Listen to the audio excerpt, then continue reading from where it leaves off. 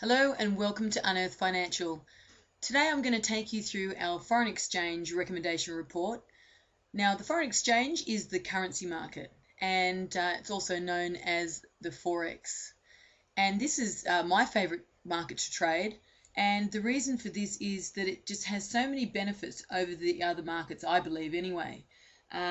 Just a little bit about the market so you have an understanding about it. It's actually it transacts over $3 trillion every single day. So that is a phenomenal amount of money that goes through the currency market. And due to this size, it provides a lot of liquidity, as there's a lot of markets out there that don't provide that. And it's actually bigger than some of the other stock markets combined. Now, currency trading is a little bit different to the traditional stock trading. And the reason for that is you are actually buying and simultaneously buying and selling different currencies. So, for example, it may be that you're trading the Aussie dollar against the US dollar, or the British pound against the US dollar, or the US dollar against the Japanese yen. Now, it's very much similar if you were going on holidays. You have the currency of your home country, and you need to exchange that into the currency of the country that you're actually visiting. So you're swapping one currency for another, and that's exactly what you're doing when you're trading the currency market. Now, the reason why the Forex is my favorite market is not only just because of the liquidity, the sheer size of it, but also most people would have been aware that we had a short selling ban on the equities market or on stocks during the downturn with the global financial crisis. And what that meant was that any short positions that we had open at the time in the stocks could stay open, but we couldn't open any new ones, and that affected traders who traded full time like myself, where we couldn't put out any new recommendations or make any new trades with some fantastic trades that were available to us at the time. So it was good with the positions that we had open, but we couldn't open any new trades. So with the Forex market, there's no way that there could ever be a short selling ban, because you are simultaneously buying and selling one currency to another at the same time. So there's no way that they could put a short selling ban on it. Also, it's a 24-hour market for 5 days a week, which as the time frame extends globally, it extends to around 6 days of the week. You can be trading any time of the day or night. So that's fantastic. It's not like that you're restricted to certain times that like a stock exchange is open from 10 a.m. to 4 p.m. daily, where the Forex market is open 24 hours a day. Obviously, depending on which countries are trading at the time, when the European markets are open, there's usually a lot more volume coming into the market then, and the US market. But otherwise, you have the opportunity not to be restricted by time when you're actually trading. Also, with the leverage available via brokers, where you can actually start trading with smaller amounts of capital. Okay, so let's have a little bit of a closer look at a recent recommendation report.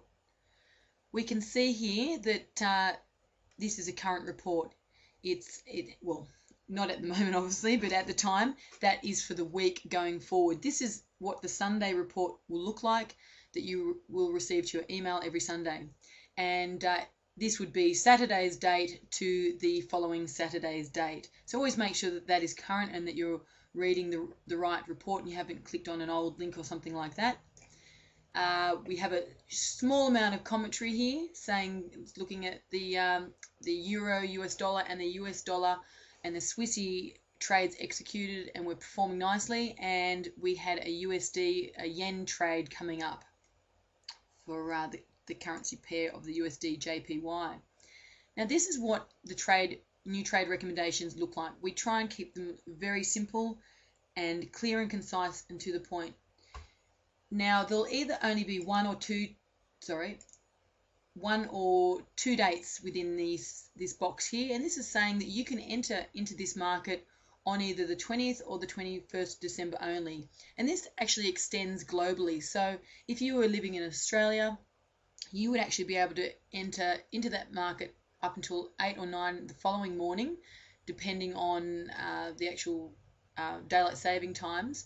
But as we trade the daily chart, we wait until the next day's bar forms to enter the market. So you can enter any time, you can place the trade, but if it's an at-market order, which I'll go back to in a minute talking about, you can actually enter the market anywhere within that 24-hour time frame. So we then look at what currency pair, which market we're looking at, and this is the US dollar against the yen. And then we look at which direction are we trading. Are we trading this market long, where we need it to rise to make a profit, or are we trading it short? If it was a short trade, that box would be coloured in orange and it would say short there, meaning we will enter the market by selling into the market and we'll trade the market down, and we need the market or the price to fall to make a profit.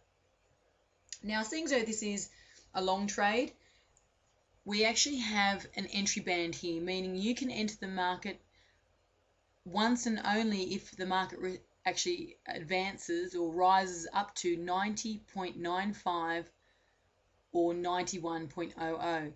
So that is giving you a range there of 5 pips of where you can enter the market at. Now, there's 2 ways you'll receive a new order. It'll either say here at market, or it will have an entry band like what we have here at the moment. If it said at market in text in that box there, that means you can go to your broker and place your order at whatever price the market is currently trading at when you receive the recommendation. I'll normally put a price so that you understand roughly where the market's at, because say, for example, if the market's moving fast, by the time you get to your computer screen or by the time you read your email, it may have moved significantly. And if we had say 150 pip stop loss on this particular market, and you were to get in with, at a price 50 pips higher than where the recommendation was placed at, that's extending out the risk on that trade to be at 200 pips now. So that's something you may not like to, to actually extend the risks that far. That might be too big for your account, and so that's why I'll give you a price of where the market is actually currently near to, and then you may actually get into a better price. The price may come back, it might actually drop down 50 pips, so you may actually be reducing the risk of down to 100 pips at that time. So it just really depends on. But in this case, where we have an entry band, this is because this price is actually above where the market is currently trading at. If we go and look at that, what that looks like actually on the chart,